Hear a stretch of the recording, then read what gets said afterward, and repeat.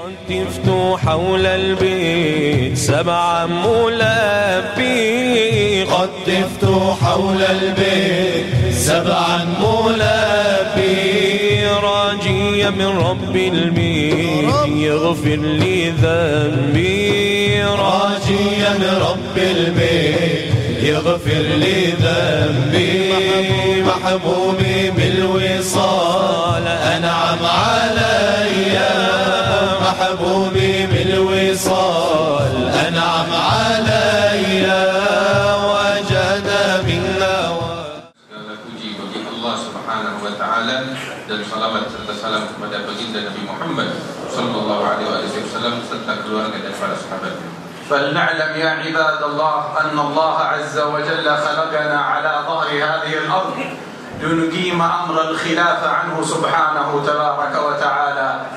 Ketahuilah bahwasanya Allah Subhanahu wa taala menciptakan kita dan menghidupkan kita di muka bumi ini demi untuk menjalankan kewajiban kita kepada Allah Subhanahu wa taala.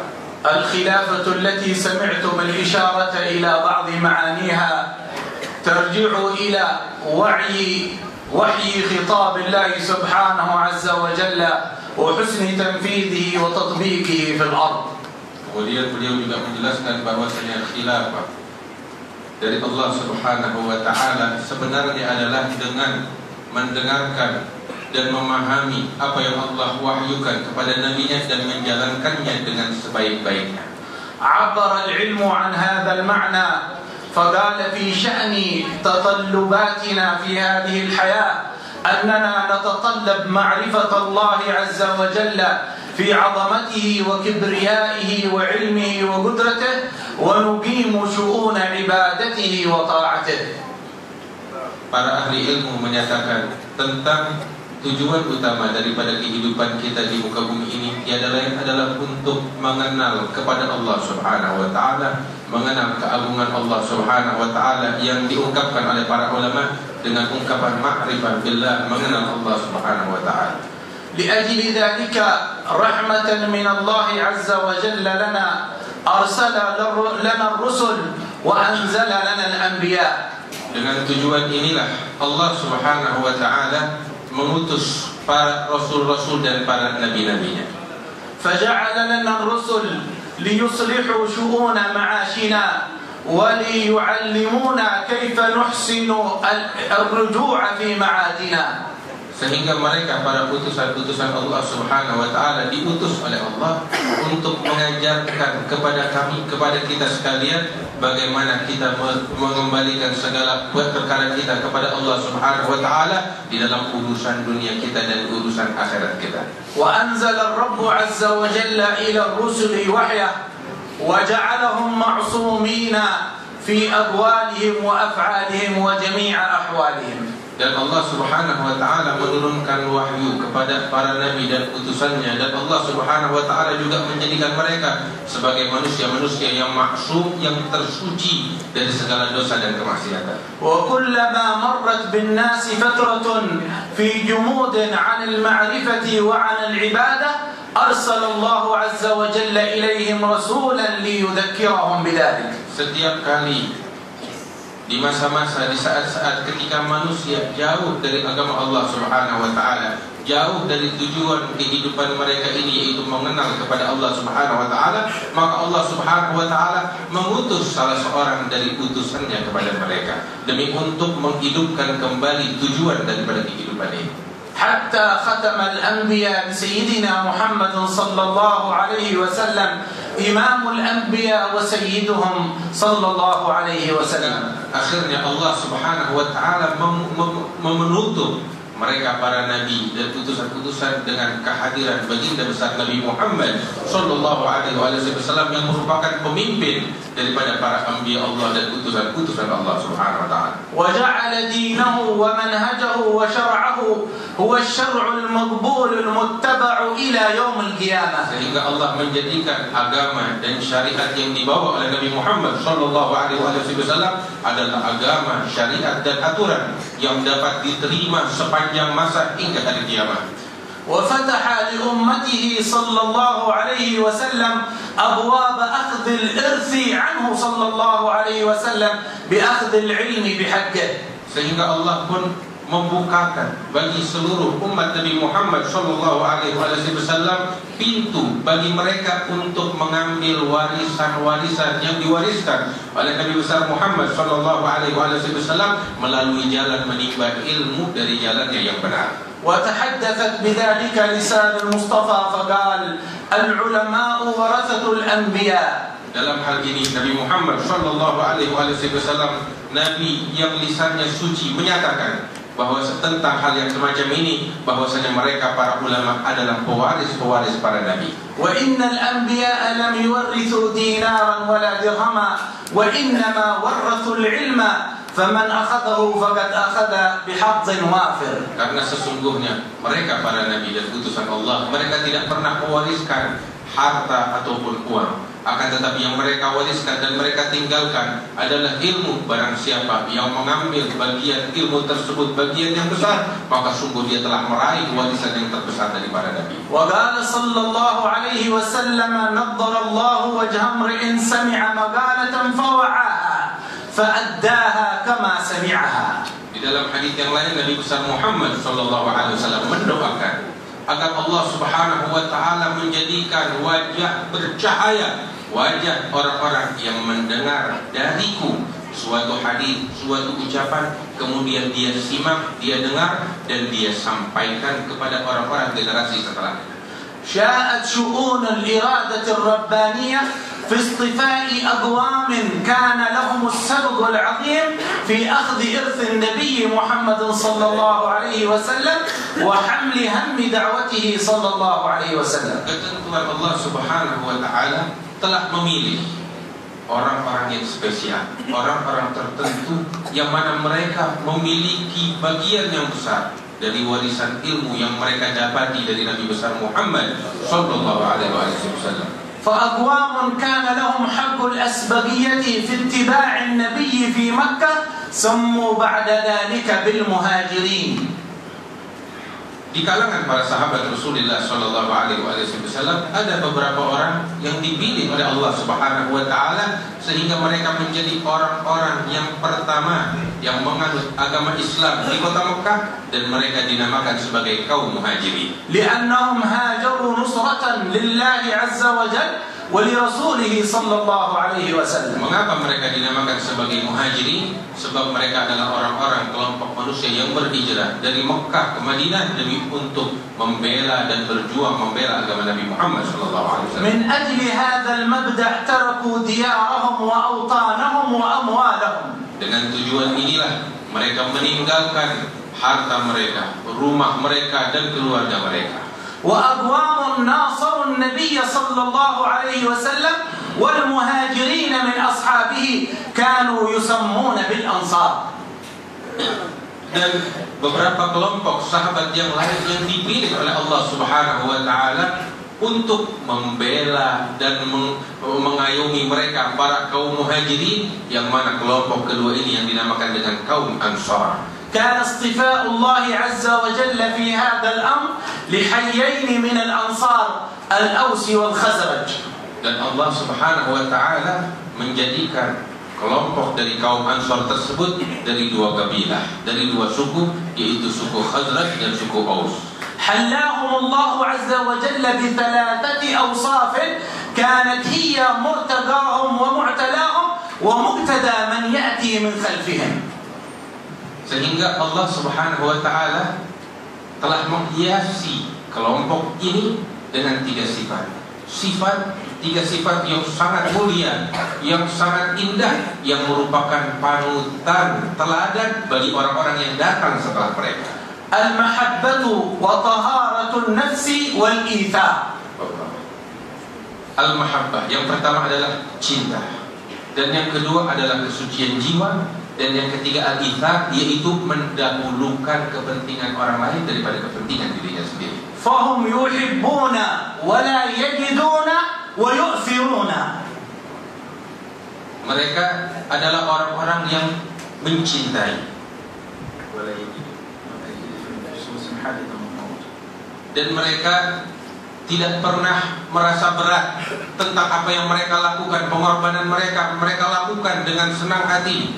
dan mereka selalu mendahulukan kepentingan orang lain daripada kepentingan dirinya sendiri. لما ألبسهم الله عز وجل هذه الحلة جعل علامة الإيمان في حبهم وعلامة النفاق في بغضهم. Ketika Allah jadikan tiga sifat ini sebagai perhiasan mereka, Allah Subhanahu wa taala menjadikan cinta kepada mereka sebagai bukti keimanan seseorang dan benci kepada mereka sebagai bukti sifat munafik seseorang. فقال صلى الله عليه وسلم علامة الإيمان حب الأنصار وعلامة النفاق بغض الأنصار. Sehingga beliau menyatakan di dalam hadisnya, bukti keimanan seseorang adalah cinta kepada kaum Ansar dan bukti nifaq seseorang adalah membenci kaum Ansar. عرف هؤلاء الأقوام قدر هذه النعمة ومعنى هذه المسؤولية فازدادوا استمساكا بالنبي صلى الله عليه وسلم. Mereka tahu betapa berharganya hal yang semacam ini.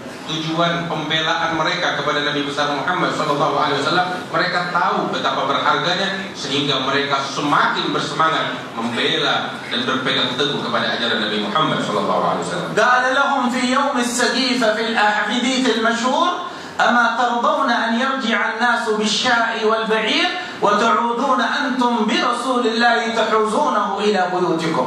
Sehingga Rasul sallallahu alaihi wasallam pernah mengungkapkan suatu ungkapan kepada kaum Ansar di dalam suatu cerita yang panjang yang terkenal itu, ketika beliau mengumpulkan kaum Ansar dan mengatakan kepada mereka, tidakkah kalian merasa gembira, bahagia dan puas dan rela ketika manusia sekalian pulang ke rumah mereka dengan membawa harta, dengan membawa binatang ternak, kambing dan unta, akan tetapi kalian pulang ke rumah kalian dengan membawa Nabi Muhammad sallallahu alaihi wasallam. فقالوا رضينا رسول الله صلى الله عليه وسلم قسمة. Sehingga mereka mengatakan, saat Rasulullah menyatakan pernyataan tersebut, mereka katakan, kami ridha Rasulullah sallallahu alaihi wasallam sebagai hadiah yang Allah berikan kepada kami untuk kami bawa pulang ke rumah kami. فتحدث عنهم وقال الأنصار كيرشي وعيبتي. كيرشي أي جماعتي أو موضع سري وعيبتي مظهر جمالي. Sehingga beliau menyatakan di dalam hadisnya bahwasanya orang-orang Ansar adalah kelompokku, orang-orang kepercayaan, di mana aku menitipkan rahasiaku kepada mereka, dan mereka kaum Ansar adalah lambang kemuliaan dan keindahanku. وجدوا منه ساعة فضل وساعة نوال فطلبوا لمن بعدهم أن يكونوا على طريقتهم.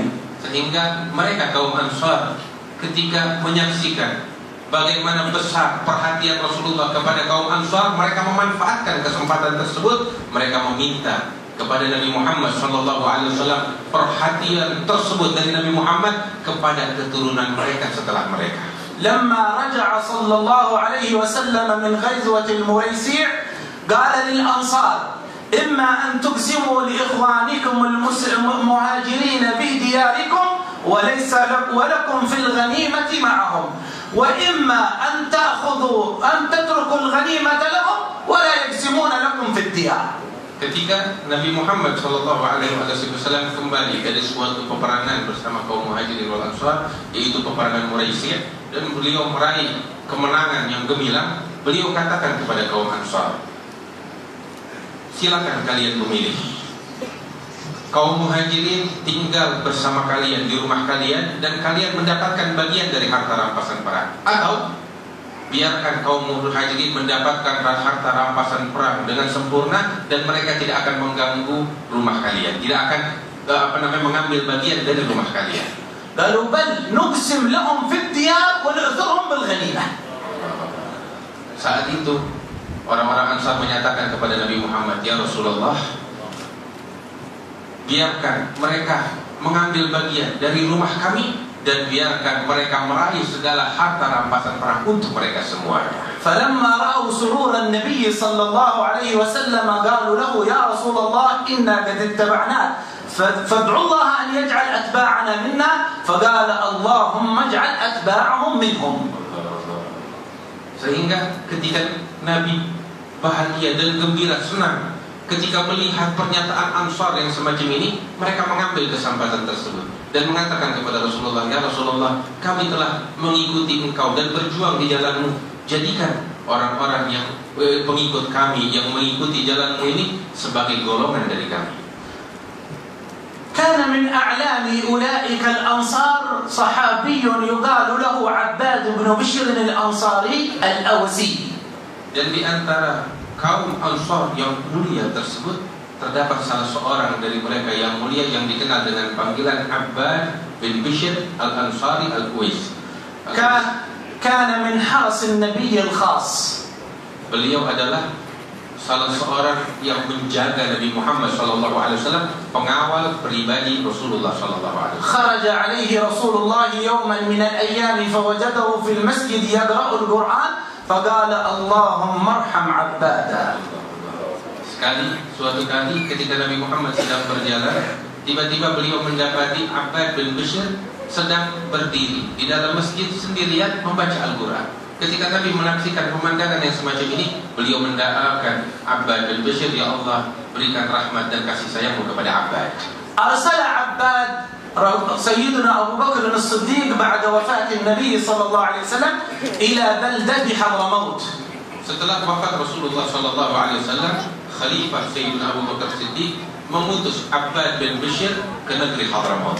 فخرج وحده وخلف عائلته في المدينة وتزوج من حضرموت. Sehingga beliau keluar dari kota Madinah menuju Hadramaut sendiri. Beliau tinggalkan anak dan keluarganya di Madinah dan beliau pergi mentaati perintah Sayyidina Abu Bakar Siddiq dan menikah kepada seorang wanita di negeri Hadramaut. واستشهد أيام حروب الردة في أمر الزكاة. Ketika terjadi pertempuran antara orang-orang yang murtad dari agama Islam di negeri Hadramaut, Sayyidina Abbad bin Bishr termasuk orang yang berjuang di jalan Allah dan terbunuh di medan perang, mati syahid di jalan Allah. وخلف ولدا اسمه أحمد بن المجد أو المجد أحمد. Kemudian beliau juga sebelum meninggal dunia, beliau meninggalkan seorang putra yang dikenal dengan Al-Majd Ahmad. فسلسل من ولده هذا ذرية الأنصار في تريم. Sehingga dari beliaulah lahir keturunan dari kaum Ansar di kota Tarim. تولوا في القرن الثالث الخطابة في جامع تريم. Pada abad ketiga Hijriyah, mereka keturunan daripada Ahmad bin Abbad bin Bishr ini, mereka yang menjadi khatib di Masjid Jami di kota Tarim. فانتقل منهم اسم الأنصار واشتهروا بلفظ الخطيب. Sehingga dari yang tadinya mereka dikenal dengan sebutan Al-Ansari, mereka dikenal setelah itu dengan sebutan Al-Khatib karena mereka yang memimpin atau berkhutbah di Masjid Jami tadi. ففي جامع تريم منذ 1100 سنة لم يخطب فيه أحد إلا منهم. Dari sejak lebih dari 1100 tahun yang lalu hingga detik ini, tidak ada seorang pun di Masjid Jami' tadi yang berdiri sebagai khatib di Masjid Jami'nya kecuali dari keluarga Al-Khatib keturunan mereka. فاشتهرت عنهم قضية الخطابة. Sehingga dikenallah mereka ini sebagai orang-orang yang senantiasa berkhutbah Jumat di Masjid Jami' tadi. اشتهروا في ذلك الوقت بالجمع ما بين العلم والعمل. Dan mereka juga dikenal sebagai orang-orang yang terdapat merangkum di dalam diri mereka ilmu dan praktek atas ilmu yang mereka miliki. وكانوا من ضمن قبائل كثيرة في تريم لها الأثر الطيب في نشر العلم والقيام بأمر العمل. Sehingga di kota Tarim banyak keluarga-keluarga yang lain yang mereka merupakan ulama-ulama yang besar, tapi keluarga Al-Khatib adalah kelompok atau keluarga yang terkenal pengaruh mereka di dalam menyebarkan agama dan ilmu Nabi Muhammad SAW. كانت أبصد القبائل بهم هي قبيلة آل أبي فضل. Dan mereka selalu berdampingan, keluarga Al-Khatib dengan keluarga Pak Fadl. Mereka erat. ابتليت بلدة تريم بحكم أقوام من الخوارج. Pada zaman yang terdahulu pernah terjadi suatu bala dan musibah yang menimpa kota Tarim, yaitu masuknya paham-paham Khawarij. ثم جاء بعد ذلك سيدنا المهاجر إلى الله أحمد بن عيسى من أرض العراق متنقلا في البلدان إلى أن وصل إلى ضواحي تريم. Datang Al-Imam Ahmad bin Isa Al-Muhajir ila Allah dari Iraq, beliau berdakwah dari negeri ke negeri hingga sampai beliau menetap dan tinggal di pinggiran atau di dekat daripada kota tadi. فقام هؤلاء الأقوام بحسن نصرته ومحبته. Sehingga mereka orang-orang keluarga Al-Khatib dan Al-Bafadl ini, keluarga Ansar tersebut, mereka berdiri membela Al-Imam Ahmad Al-Muhajir dan menyambut kedatangannya dengan baik. ثم بعد ذلك تسلسل أولاده إلى أن سمعتم سيدنا علي بن علي خالع قسم هو أول من استوطن مدينة جليل. Sehingga keturunan daripada Imam Ahmad Al-Muhajir mereka lahir dan mereka berdakwah hingga akhirnya Al-Imam Ali bin Ali Khali' Qasam, beliau adalah orang pertama dari keluarga Nabi Muhammad SAW yang menetap dan tinggal di kota Dari. كان لهم سرور وابتهاج بدخول هذا الإمام سلموه بعد ذلك وذريته أمر الزمام. Dan keluarga Al-Ansar, keluarga Al-Khatib ini mereka bergembira dan bahagia ketika masuknya salah seorang dari keluarga Nabi Muhammad SAW ke kota Dari, dan mereka menyerahkan segala kepemimpinan kepada keluarga Nabi besar Muhammad SAW. وعاشوا على محبة آل بيت النبي صلى الله عليه وسلم والامتزاج بهم والتواضع الكامل لهم. Sehingga mereka keluarga Al-Khatib ini hidup dengan mengenal cinta yang murni kepada keluarga Nabi besar Muhammad sallallahu alaihi wasallam dan tunduk serta tawadhu kepada mereka. كانت كل قبائل تريم على محبة شديدة بآل البيت الطاهر. Bukan hanya sekedar keluarga Al-Khatib, tapi seluruh kabilah-kabilah yang ada di kota Tarim, mereka mengenal cinta yang dalam kepada keluarga Nabi Muhammad sallallahu alaihi wasallam. إلا أن آل أبي فضل وآل الخطيب تميزوا تميزا كبيرا في هذا الجانب. Namun walau demikian, khusus keluarga Al-Khatib dan keluarga Abu Fadl, mereka itu di dalam cinta kepada keluarga Rasulullah SAW berbeda dari yang lainnya.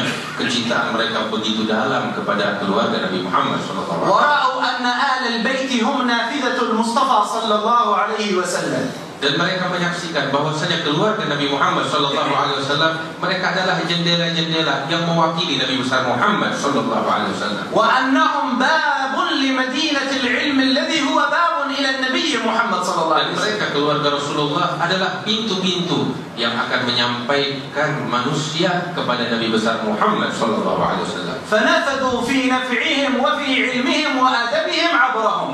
Sehingga mereka memberikan manfaat ilmu mereka melalui kecintaan mereka kepada keluarga Nabi Muhammad SAW. ما خلا زمن ولا سنوات في بلدة تريم عن علماء وأولياء وصلحاء من هاتين القبيلتين. Sehingga tidak pernah berlalu masa di kota Tari di situ tidak ada ulama atau wali atau saleh dari keluarga Al-Khatib maupun Al-Bafadl. Mereka semuanya generasi demi generasi sepanjang masa sebagai ulama-ulama yang diridhai Allah. ولا خرجوا عن حب آل البيت في مرحلة من المراحل. Dan mereka tidak pernah keluar sedikit pun dari kecintaan kepada keluarga Nabi Muhammad SAW. حتى أن سيدنا الفقيه المقدم لما انتحى بالناس منح العلم والتربية قاموا معه ومالوا إلى ميلانه.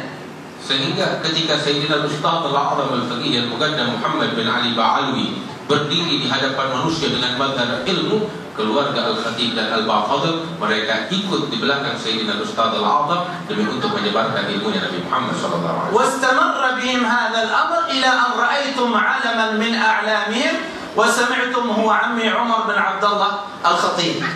Dan generasi demi generasi, zaman demi zaman, hingga lahirlah dari tengah-tengah keluarga Al-Khatib paman kami, yaitu Syekh Umar bin Abdullah Al-Khatib. الشيخ عمر بن عبد الله الخطيب كان يتميز بثلاث صفات يندر وجودها في أقرانه. Syekh Umar Al-Khatib memiliki 3 sifat yang jarang sekali didapat di dalam diri para ulama-ulama yang sama dengan beliau. أولها قوة الحافظة. Di antaranya yang pertama adalah hafalan yang sangat kuat. ثانيها سرعة النباهة. Dan yang kedua kecerdasan dan kejeniusan yang sangat tajam. ثالثها شدة الذكاء. Yang kedua adalah cepatnya beliau menangkap suatu pemahaman, dan yang ketiga adalah kejeniusan yang sangat tajam. ومع ذلك ما كان اعتماده عليها وهي فيه. Walaupun demikian, beliau memiliki sifat yang agung semacam ini. Beliau tidak pernah membanggakan dan beriktimad atau menyandarkan dirinya kepada tiga sifat yang tiga ini. Kana i'timaduhu ala silatihi al-qalbiyyah wa mahabbatihi al-'azimah li ahli bait an-nabi sallallahu alaihi wasallam. Namun i'timadnya yang paling utama dan fondasi bagi Syekh Umar yang paling utama adalah kecintaan dan hubungannya yang erat kepada keluarga Nabi Muhammad sallallahu alaihi wasallam. Kana syaikhuhu Syekh Abu Bakar Khatib sahib al-fatawa an-nafi'ah rajulun qad mala'a al-'ilma kull kayan. Di antara guru beliau adalah Syekh Abu Bakar Al-Khatib, yang mana beliau ini telah memenuhi seluruh bagian dari tubuhnya dengan ilmu.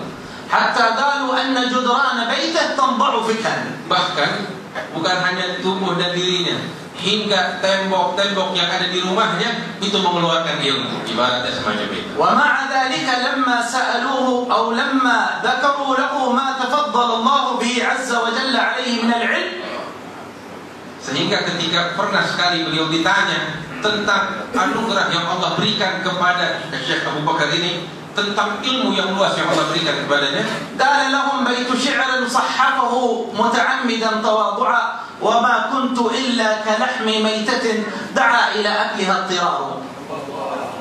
Beliau menyatakan ketika ditanya tentang ilmunya yang luas, beliau menjawab dengan suatu bait syair yang sedikit beliau merubah dari aslinya. Beliau katakan, aku ini tiada lain hanyalah sebagaimana daging yang telah menjadi bangkai.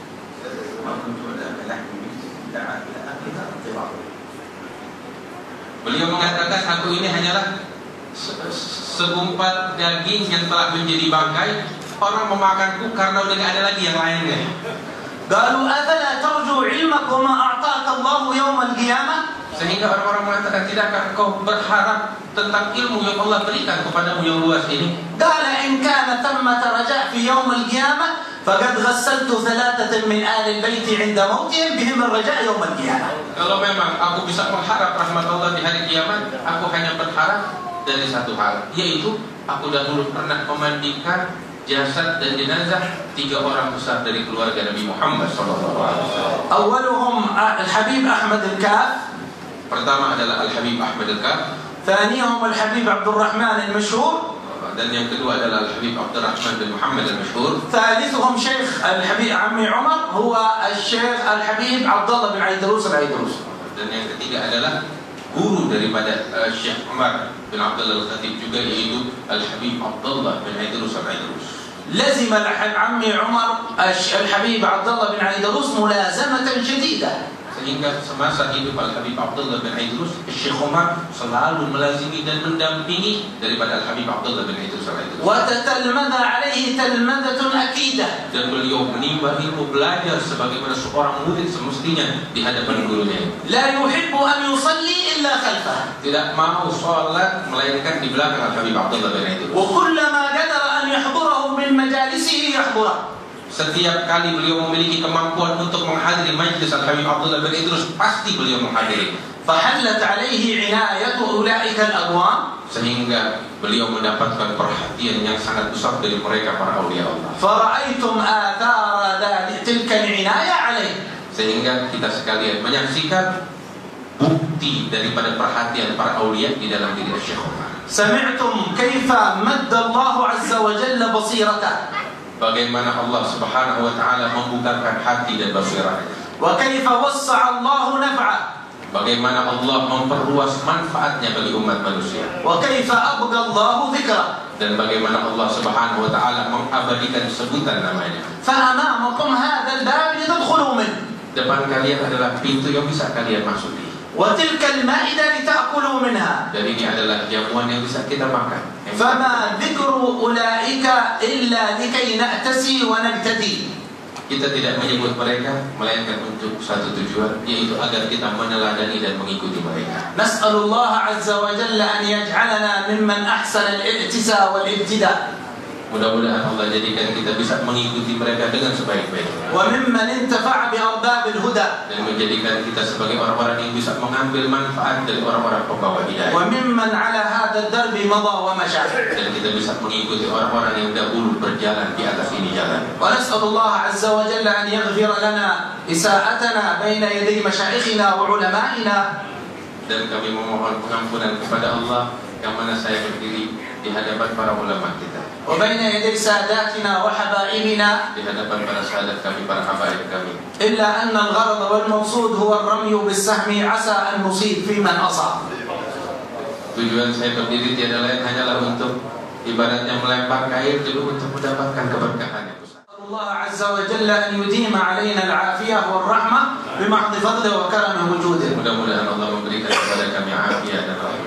اللهم أعد بعوائد ذلك على الحاضرين، وأعد بعوائد ذلك على المحبين والمتصلين برحمتك يا أرحم الراحمين، وأكرمنا بما تكرم به العباد الصالحين، وتولنا بما تتولى به خيار المحبوبين في خير ولطف وعافية، والحمد لله رب العالمين.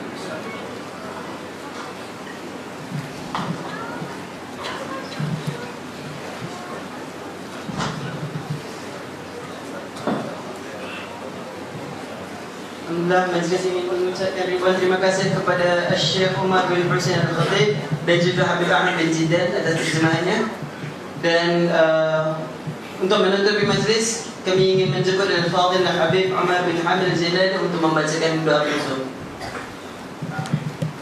اللهم عليه جلسة مباركة ختام خير، واجعلنا بعد ذلك نرجع إلى مراد أهل الخير، واكتب لنا ما سمعنا من صفاتهم واجعلنا بهم مهتدين ولآثارهم متبعين، وأكرمنا يا رب العالمين بطول العمر في طاعة، واحفظ هذه البلاد واحفظ الحاضرين وكثر المسلمين فيها، واجعلهم لسيد المرسلين مقتدين، واجعل المحبة سائلا بينهم يا رب العالمين، واكفهم شر الأذى والبلاء، واجعلهم إن شاء الله تعالى يا رب بمنك وجودك وكرمك وإحسانك على خير حال، واجعل لهم المعاد أحسن معاد، ولنا وللحاضرين وأعد علينا من بركات ما سمعنا ومن بركات صاحب الحول وسلفه الصالحين وآل بيت النبي الأمين وسائر عباد الله الصالحين ما تصلح به أمر الدنيا والدين، وبارك في البنات والبنين والزوجات والذريات يا أرحم الراحمين، واجعلنا من المتحابين المتعاونين المتزاولين، واجزع عنا الحبايب أفضل الجزاء، وأكرمهم وكافئهم أعظم الكفاء، واجعلنا يا رب العالمين في سفر دائم ولا تجعله أخذ العهد، اجمعنا في خيرات ومسرات وبركات وسعادات وزيادات حسيات ومعنويات يا رب البريات، وصلى الله على سيد السادات وآله القادات وأصحاب الهداة، وعنا معهم بجوده وكرمه يا أرحم الراحمين. بسم الفاتحة.